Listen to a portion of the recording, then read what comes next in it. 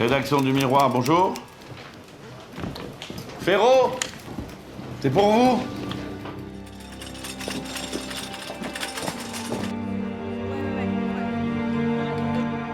On est à l'hôpital d'Arras et c'est au moment où le front avance et donc du coup l'hôpital doit être évacué. Quand tu es à l'arrière-front, t'as pas du tout conscience de ce qui se passe sur le front. Alors que là, d'un coup, t'arrives, tu vois tous les blessés, les soldats défigurés, etc. Donc c'est un choc. Action! Elle a volé le laissez-passer, elle est venue en vélo, il y a un côté coûte que coûte, quoi. Excusez-moi, je voudrais juste savoir ce qui est arrivé à mon mari. Je me souviens très bien de lui. Il y a un côté, le courage du désespoir. Désolé. Je voudrais voir son corps, s'il vous plaît. C'est trop tard. C'est une des premières scènes où tu vois déjà l'énergie de ce personnage qui n'abandonne rien. C'est un film de guerre, pratiquement 80% masculin, donc on avait quand même des figures féminines à non seulement faire exister, mais qu'elles soient au même niveau. Action! Je veux voir son corps. Je ne quitterai pas cette pièce tant que vous m'aurez pas dit où je peux le voir. Et on voulait pas faire une veuve éplorée qui doit aller chercher son mari, donc on essayait de trouver une force, une dualité. C'est un personnage qu'on devait aimer, mais qui avait une certaine part de noirceur. Elle avait beaucoup de choses à faire exister, en fait. C'est une belle rencontre aussi, Olivia. Travailler avec elle, c'est un plaisir aussi de précision, d'intelligence des scènes, d'intelligence de son personnage. On la découvre avec son enfant, dans un état quand même voilà, de vulnérabilité. Mais c'est pas un personnage fragile. C'est un personnage fragilisé, mais pas fragile. C'est aussi un personnage qui a une pudeur quand même. Elle n'est pas dans les fusions, dans le débordement, tu vois. Elle garde aussi beaucoup pour elle. Et journaliste. Engagez-moi comme journaliste. Vous? Même si elle n'est pas encore journaliste, elle a un talent pour, elle a un savoir-faire pour. Non, c'est pas mal. Ah, c'est beaucoup mieux. Hein. Beaucoup mieux avec vos corrections. Elle a l'intelligence et le caractère qu'il faut. Personne s'aventure trop sur ce terrain en ce moment. Bah justement, ce serait peut-être bien qu'on y aille, non, vous croyez pas? Elle va affronter ce que c'est que d'être une femme à cette époque, la difficulté à trouver un travail où elle est reconnue. Et si moi je vous proposais un sujet plutôt? C'est-à-dire quelque chose sur la mode? Non? Et elle est dans un monde qui est quand même très masculin, principalement. Le journaliste, c'est quand même très masculin. Il y a quand même des codes, d'une certaine Et manière. vous savez que je sais écrire. Mais savoir écrire, ça suffit pas. Pour être journaliste ici, il faut du cran. Elle est particulièrement moderne dans son approche de certaines hiérarchies qu'elle veut pas respecter. Faites déjà des cachotteries. Donnez-moi 48 heures. Vous serez pas déçus. Et puis au fur et à mesure de la série, elle va réussir à devenir journaliste. Elle se découvre une indépendance. Et ça coïncide avec justement de plus en plus d'éléments qui la font douter de ce qui est vraiment arrivé à Gabrielle. Je sais pas ce qui lui est arrivé à votre mari, Mais quoi? mais le docteur Roux, il vous a pas tout dit. Elle se sent de plus en plus et le droit d'eux, mais aussi le... Enfin, en fait, quand tu cherches et que tu trouves des choses, ça te titille encore plus, quoi. Alors vous pensez que votre mari est toujours en vie et que Miro y est pour quelque chose? Je m'interroge, oui. En l'occurrence, elle va se retrouver à affronter les mystères de l'armée, donc les mystères de l'État. C'est un chemin dangereux, mademoiselle. Elle va, sans le vouloir, faire remonter à la surface d'autres dossiers. Ferro. Sa femme. Elle fouine. D'après nos informateurs, elle s'est mise en tête d'écrire un papier sur nos activités. Et ça va vraiment la mettre en danger. Je dois prendre cela comme une menace, monsieur? Comme un avertissement. Et avec nous, il n'y en a qu'un seul. Irène Ferro, c'est le personnage féminin le plus important de la série. On va vraiment suivre le trajet d'une femme amoureuse. Je crois que j'ai vu Gabrielle. L'amour qu'ils ont, c'est un truc irremplaçable et extrêmement rare. Et donc je pense que vraiment c'est la force et la conviction totale que peuvent te donner l'amour. Ce qui est super dans le scénario aussi, c'est qu'on a tourné leur scène de rencontre, qui était une scène que moi j'adorais, qui est très belle, qui est très joueuse aussi. Même si on les voit très très peu, pour moi c'était important que le couple marche. C'était ma scène de casting. Et avec Olivia, tout de suite il y a eu un feeling. Tout de suite, il y a une connexion, tu vois, entre acteurs, où voilà, on sait qu'on va pouvoir jouer ensemble, c'est super, etc. On avait besoin de montrer pourquoi ce couple-là s'entend si bien, ou en tout cas s'aime autant. C'est un des moments où tu vois un peu le jeu, la séduction, la liberté, la taquinerie qui existent entre eux. Et ensuite, il y a une deuxième scène où je décide de quitter le camp des sentinelles.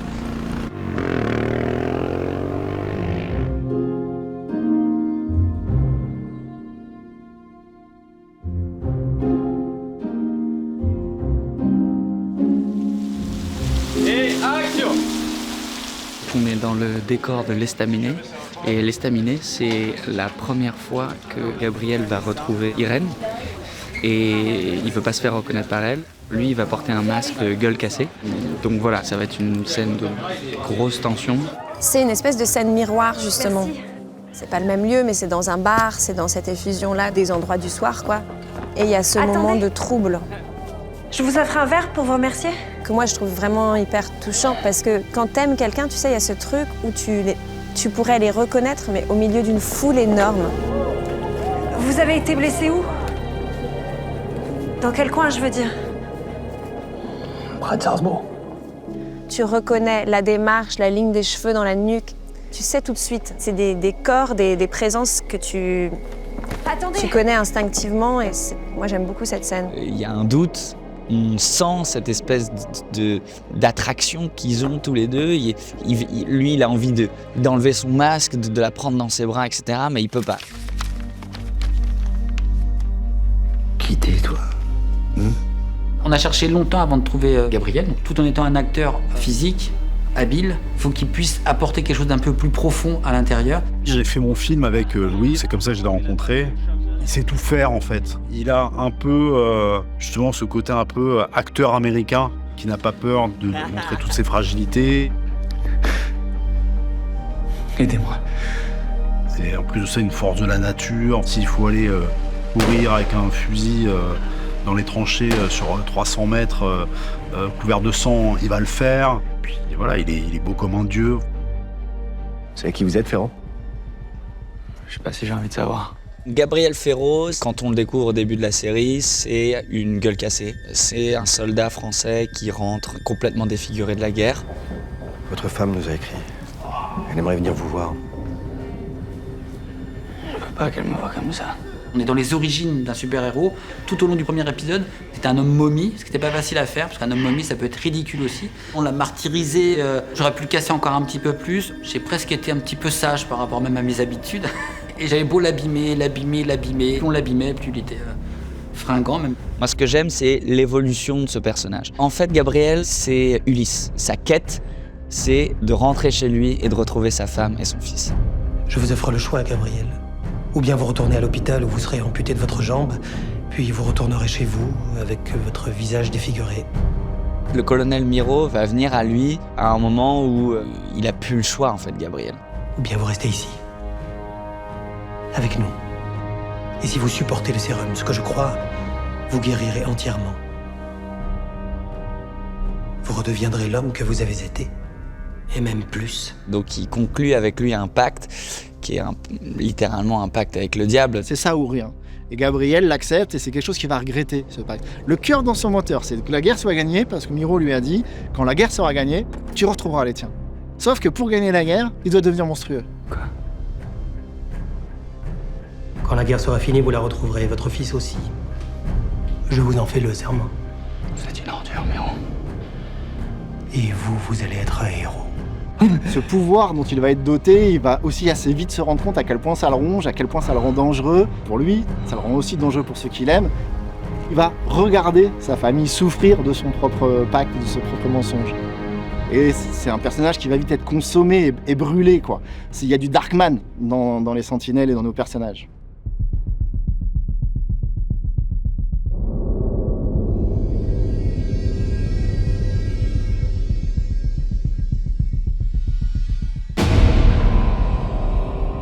En réalité, on est au fort de Saint-Cyr, à côté de Versailles, et le lieu est juste absolument dingue. On se retrouve avec ce long tunnel, sans entrée de lumière, à part les deux extrémités. La chose évidente qui m'a paru, c'était de se dire, écoutez, on va faire venir la lumière sur les extrémités, et puis on va travailler en jouant sur les silhouettes. Un des Apaches a emmerdé Irène dans le bar, je me suis interposé, et il l'a mal pris, et donc il m'attend avec sa bande dans ce tunnel. Tu fais moi malin, hein. Regarde-moi quand je te parle. Et puis une bagarre à contre-jour, quelque part, elle peut avoir encore plus de force que de voir clairement ce qui se passe. Relevez-le. L'approche de cette séquence-là, ça a été vraiment le côté émotionnel. Il y a un espèce de trop-plein d'émotions en lui. Il est perdu, en fait. Et quand il se retrouve face à cette bande d'Apaches, il n'a pas envie, évidemment, de se battre. Il essaye de ne pas aller à l'affrontement et il y va. Il y a presque un côté Hulk Banner, quoi. Le type lui enlève son masque, découvre qu'il n'est pas vraiment gueule cassée. On le titille et il refuse jusqu'à ce qu'il dégoupille et que le monstre qui est à l'intérieur s'exprime toute sa violence. Il va s'avérer qu'il va devenir complètement incontrôlable et lui-même ne se contrôle plus. Mais arrêtez-le! Le monstre qu'il a en lui, dans cette séquence précisément, il n'arrive plus à le dominer en fait. Là, on est vraiment dans de la rage pure et dure, ultra sauvage, ultra violente, sans effet de Dix. Le challenge, c'était de dire, il garde cette sauvagerie, mais il n'en a pas les effets de force ou quoi que ce soit. Finir sur un combat, une sorte de sauvagerie de la part de Gabriel, sous une douche avec de la pluie, c'était très fort. C'est la part sombre de Gabriel. Dans le labo, juste après, il est tétanisé. Ferro? On se rend compte qu'il a peut-être pas besoin du Dix. C'est comme si votre organisme sécrétait son propre Dixana. Et c'est là où il va avoir une peur encore plus grandissante. C'est-à-dire que même sans ça y est, je suis violent, je peux pas être avec ma femme. Ça y est, je suis fou. En fait, je suis comme mon père. Gabriel, son père est mort à l'asile, et son père a tué sa femme, et lui, il est le fils d'un fou. C'est le fils de Paul Charpentier. Charpentier, le joueur de cartes. Il se vantait de pouvoir contrôler l'esprit de ses adversaires. Puis une fâcheuse tendance à l'agneau et au coup de ceinturon sur sa femme et ses enfants. Et ça le travaille énormément de suivre le destin de son père, et d'autant plus qu'il a ce petit garçon qui vient de naître. Vous avez dû garder en vous beaucoup de colère. Ça peut conduire à une perte de contrôle. Attendez, vous voulez dire quoi, là? Que je suis en train de devenir comme lui? Il cherche à connaître ses origines, à connaître d'où il vient, et à accepter en fait cette force qui est en lui, qui gronde en lui. On est vraiment sur un récit de monstre intérieur. Il est dans un personnage sériel, dans un récit sériel, d'un personnage qui est coincé dans une boucle. Et plus il fait la guerre, plus il prend du Dix, plus il sauve la France, plus il est puissant. Héros, ça va? Oui, tout va bien. Plus il va mal. Et plus il est dangereux, et plus il voit ce monstre devenir de plus en plus incontrôlable. Ouais, cette espèce de dualité tout le temps qu'il a entre le bien et le mal. Ce combat intérieur, c'est ça qui est intéressant chez Gabriel. Gabriel. Et ça, si tu veux, pour un acteur, c'est sublime. Par la fin, il arrive à maîtriser un peu son pouvoir, à maîtriser les choses, à maîtriser sa force, cette colère, ce qui le ronge. Arrête. Malheureusement, voilà, on a attaqué sa femme. Son enfant a disparu et elle est entre la vie et la mort. Irène? Et Gabriel arrive à ce moment-là et la trouve comme ça à terre, ensanglantée. On ne sait pas pourquoi, on ne sait pas de qui. Irène! Est-ce que c'est lié à l'enquête ou est-ce que c'est autre chose? Donc il rebascule dans cette noirceur. C'est la promesse d'un avenir trouble et très obscur pour Gabriel. Mon enjeu perpétuel, ça va être de lutter contre le démon qui l'habite, quoi. C'est un vrai héros, je pense, avec ses dilemmes, avec ses démons, ce qui est très humain finalement, en fait.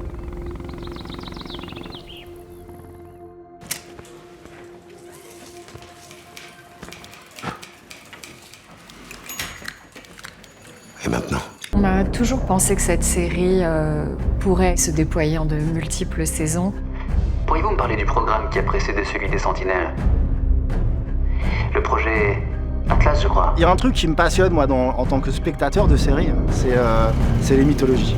J'ai récupéré tous les documents relatifs aux Atlas, mais vous connaissez l'armée. Moi, j'aime beaucoup quand on acte une promesse que toi, public, tu sauras pas tout de suite, mais tu vas quand même kiffer cette saison 1 et sache que c'est plus compliqué derrière. Wusstest du, dass die Franzosen die ersten waren mit dem Projekt Atlas? Ich war daran beteiligt. On comprend au fur et à mesure du récit que le programme Sentinelle a un historique, voire a des dossiers un peu compromettants, un peu cachés. Les Sentinelles ne sont pas simplement des hommes plus puissants que les autres, mais que Gabriel est un Sentinelle d'un genre particulier. Le sang de Ferro fixe le Dixinal, au lieu de l'éliminer. Mais Gisèle, je pense qu'elle est dans la saison 1, elle est aux prémices de ce qu'elle va, dans la tête de Guillaume, devenir en fait. On découvre que Gabriel a le même don. Il y a un lien entre tous ces personnages. On voit vers la fin de la saison la possibilité d'avoir une femme sentinelle. Et ça, c'est génial. Arya. Il va s'exprimer, je l'espère, pleinement dans la saison 2, quoi. Tout ça, ce sont des pions qu'on a posés sur un échiquier dans lequel on n'a qu'une envie maintenant, nous en production, mais on sait également en tant que spectateur, de voir ce qu'il va advenir de tous ces personnages et de tous ces mondes, et comment ces mondes vont se rencontrer, catapulter. Ça va être un sacré défi. Hein. Vous aimez les défis, non? Oui. Puis il y a certains de nos mystères qui renvoient à d'autres contrées. Il y a des disparitions suspectes dans la région de l'Atlas, notamment celle de Charpentier. Donc on a envie de délocaliser aussi les sentinelles. À suivre, ouais. En attendant, je veux que le programme Sentinelle tourne à plein régime. Faites venir le prochain cobaye sur la liste, dès aujourd'hui.